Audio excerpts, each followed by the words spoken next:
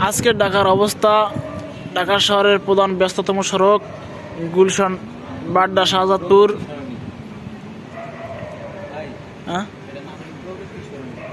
প্রগতি সরণি, কোনো পাবলিক নাই, কোনো জনগণ নাই, কোনো গাড়ি নাই, আছে ইহুদি জৈনবাদী সেনারা, ভারতীয় দালাল। নিঝুম রাত্রি।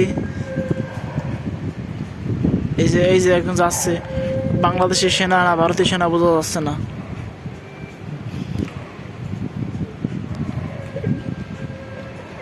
আজকের প্রধান ব্যস্ততম সড়ক।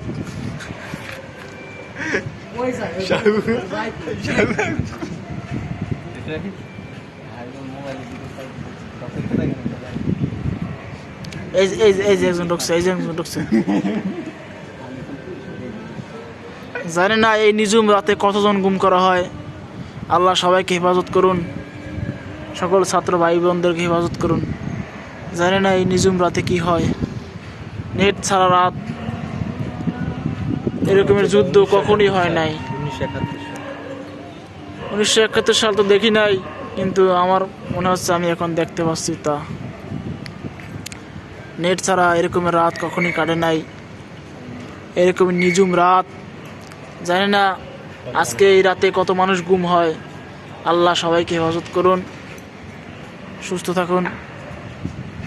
আমাদের বাংলাদেশি পুলিশ ভাইদেরকে আল্লাহ হেদায়েত দান করুন। জানি না বাইরের কতজন পুলিশ ঢুকছে, আল্লাহই ভালো জানে। এরকমের নিঝুম রাত আর কখনোই দেখিনি আমার এই জীবনে। এরকমের গৃহযুদ্ধ কখনোই দেখিনি। নিরস্ত্র বাংলা ভাই বোনদের উপর ঝাঁপিয়ে পড়েছে ইহুদি জৈনবাদী সেনারা। আল্লাহ নিরস্ত্র ভাইদেরকে হেফাজত করুন।